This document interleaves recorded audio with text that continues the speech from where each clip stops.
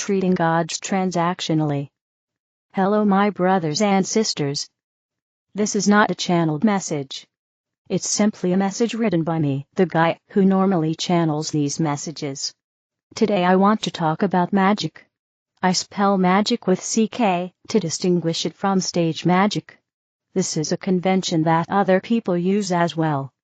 But then, what is magic? I don't claim to be an expert on the topic, and my personal views are influenced by things I've heard from people whose names I don't remember and can't easily find. So if some of these ideas originated from you, feel free to claim credit in the comment section. But here's my personal view. Scientists think that matter creates consciousness. Magic users, and perhaps others too, think that consciousness creates matter. Magic, then, is consciously working with energy, or spiritual beings. And because consciousness creates and affects matter, consciously working with energy can have impacts that the average person doesn't expect. Often magic uses some kind of energy to power a spell, plus an intention what you want the energy to do. So for example, one form of magic is sex magic, practiced either by yourself, masturbation, with a partner, with multiple partners, or even in an orgy context. Some Pleiadians occasionally participate in sex magic orgies. Why not? It's effective and fun for some people, so why wouldn't they? Magic isn't bad or good, it's what you do with it. Sex magic works by the participants setting the same intention together, having sex, and then focusing on and visualizing the desired outcome before, during and after the orgasm. So the energy being used during sex magic is sexual energy. Crystals have an energy that can be used for magic as well. You can also ask angels for help, and if they think it's a worthy cause, they'll help you with their energy. For example, a spell could just be saying, or thinking, I am having an amazing month, or replace this with another intention of your choice, using the present tense. It's happening in accordance with the highest divine blueprint. I'm asking wise and benevolent beings, forces, and aspects of existence to contribute to this, including Ganesha. Thank you. Now. Does this work? It works for me, so long as my intention is something that is indeed in accordance with the highest divine blueprint, and I'm not being blocked by what my soul wants. It might want something uncomfortable to happen in order for me to learn a lesson, or by subconscious limiting beliefs. Here, the energy that powers the spells are just my own natural energy, plus wise and benevolent beings, forces, and aspects of existence, including Ganesha.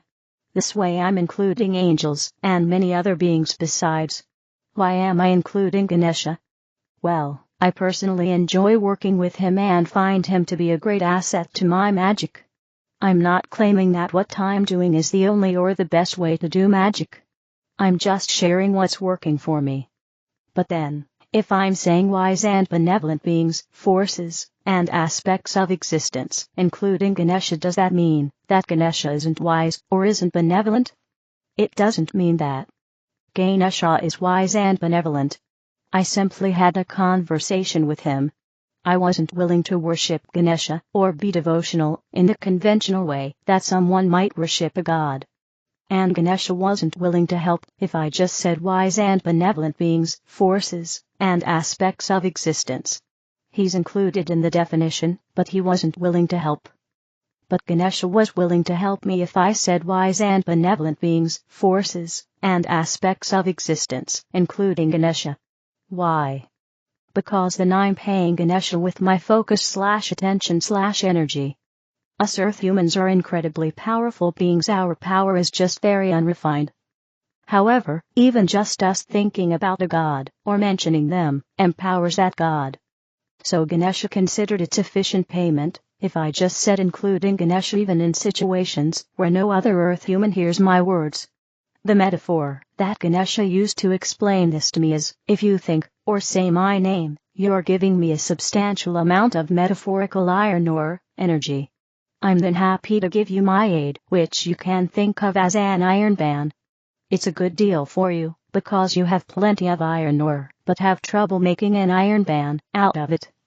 And it's a good deal for me, because I can easily turn some of your iron ore into an iron pan, give you the pan, and keep the remainder for myself.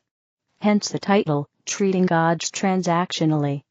Thanks, Ganesha. To be clear, I'm not claiming my approach is the best or the only way. Being devotional has advantages, including for the person who is devotional. In fact, not all gods or goddesses will accept or even tolerate this transactional approach. I talked to a goddess one time who demanded that I engage in an act of worship before she was even willing to have a conversation with me. I hadn't asked her for any favors. So I'm not saying that this transactional approach is a good way to approach gods or goddesses in general. Some Earth human magic users will say something like, if you want to work with a god, it's good to do a small ritual for them, or give them a small offering. Obviously the god actually bending the material world in your favor is a far greater thing than the ritual or the offering you're doing. However, that minor thing you do for the god is just a sign of respect. Now the respect might be one aspect of it, but from my point of view, the god is being well compensated for their action. Namely, the payment is the energy that you give them by simply focusing on them during the ritual or offering. After all, where attention goes, energy flows, so thinking about Ganesha gives him energy. To be clear, Ganesha isn't parasitizing. So it's not like we only have 10 kilos of iron ore in our lifetime, and if we ask Ganesha for a favor, we permanently spend 1 kilo of iron ore, and for the rest of our lives we only have 9 kilos left. It's more that we're a constantly flowing fountain of iron ore, energy. So if we spend some time thinking about Ganesha, and we mention his name, and we ask for a specific favor, then he gets iron ore that he considers sufficient payment to slightly bend the physical world in our favor. But we lose nothing. Now granted, I might be more energetically powerful than the average person, so in exchange for his aid maybe Ganesha would expect a small ritual and therefore a lengthier amount of attention from an average person. And maybe Ganesha is willing to aid people who really need it, even without payment. And Ganesha merely wasn't willing to help me because I asked for something that I wanted but didn't strictly need. I don't know, I'm not channeling Ganesha here. But what I do want to point out is, this is how powerful us Earth humans are. Us just thinking about a god for a few seconds, or maybe for some people a few minutes, is enough payment for that god to be happy to bend reality slightly in our favor. So even our momentary attention is incredibly powerful and produces a noticeable amount of energy. It's important to realize that.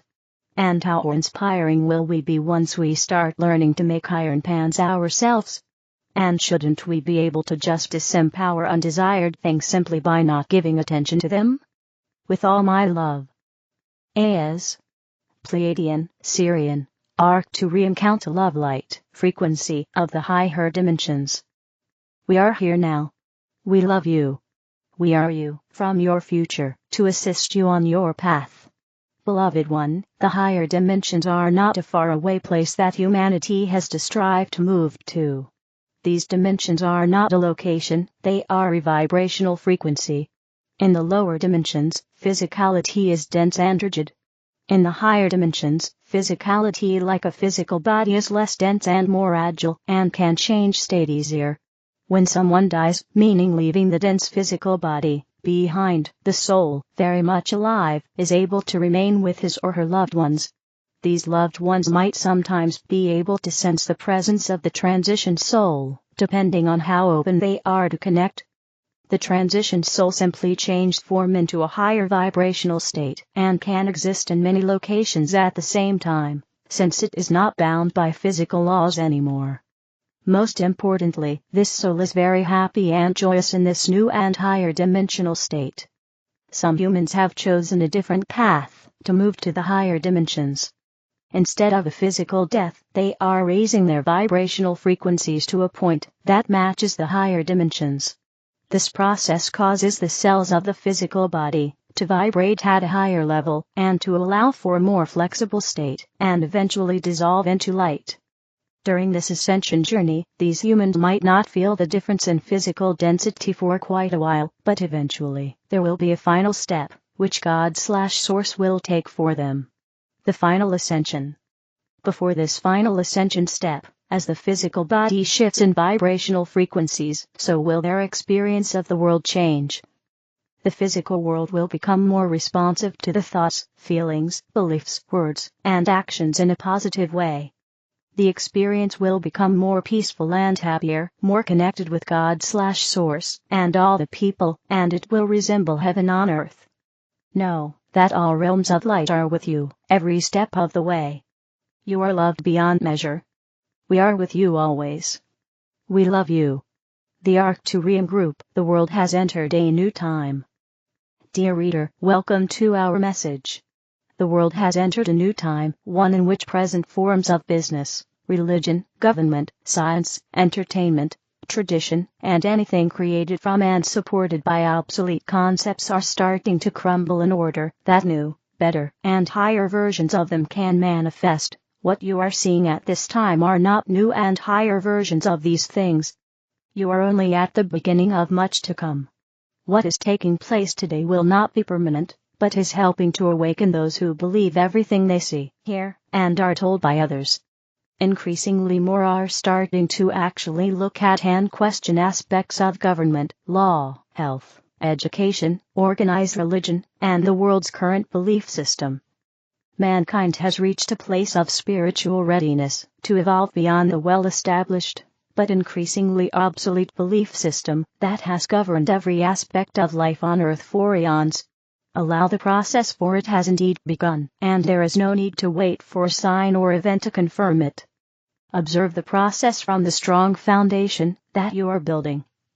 As you learn to accept, integrate, and live your knowledge of absolute truth.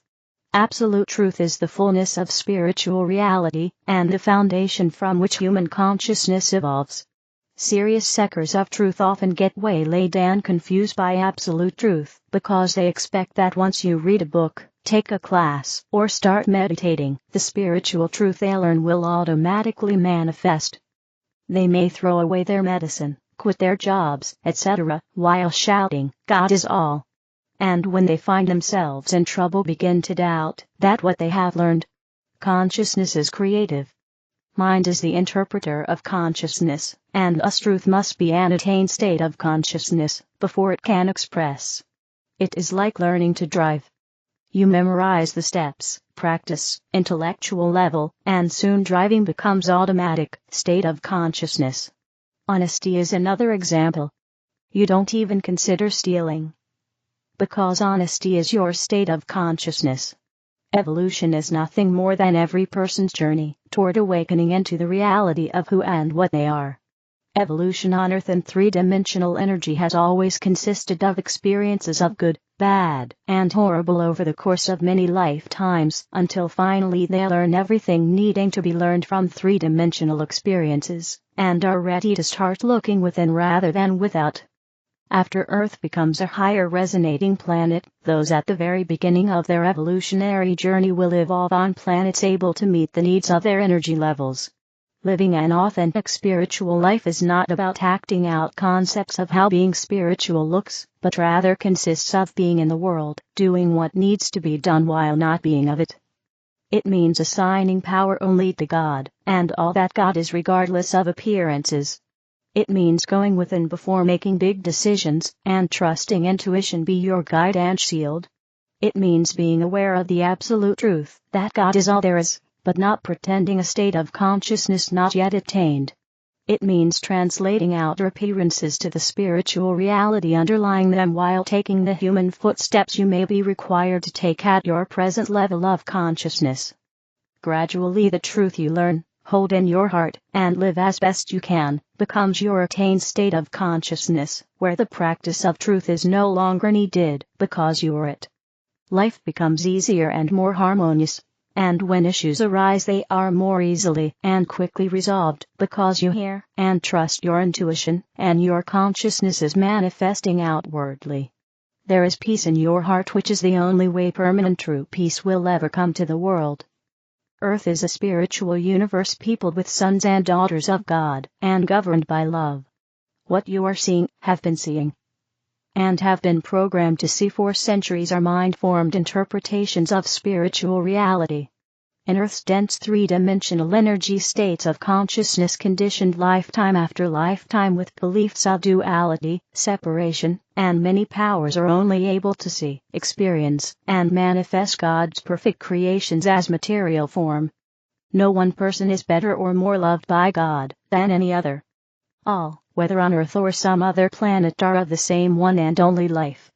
When you observe lives lived in less than an ideal way, it is important to remember that before incarnating every person chooses the life lessons they feel they will need while on Earth. The homeless man or woman may have specifically chosen that experience for their learning. The alcoholic may have incarnated with the intention of once and for all re-experiencing, moving beyond, and then finally clearing lifetimes of addiction. The choice of race, skin color, or gender is often made for the purpose of experiencing the prejudice that he/she may have supported and been a part of in a previous life. Not everyone completes their chosen life lessons, but will be much closer to doing it in their next life. These times offer tremendous opportunities for everyone to awaken to new and higher states of consciousness should they choose. Those opening to that which is new and higher are often not fully aware of what has taken place within. Many do not express, or are even consciously aware of spiritual knowledge, but rather find themselves living with more patience, compassion, understanding, and actions of oneness expressed in seemingly ordinary ways. You will, or are already experiencing individuals coming to you with questions or for your opinion regarding what is going on. This is because your energy is attracting those of similar energy, who are ready for more. This will increase. Never proselytize or randomly spout truth where it is not welcome, but be prepared to guide, assist, and teach those drawn to you. This is light work.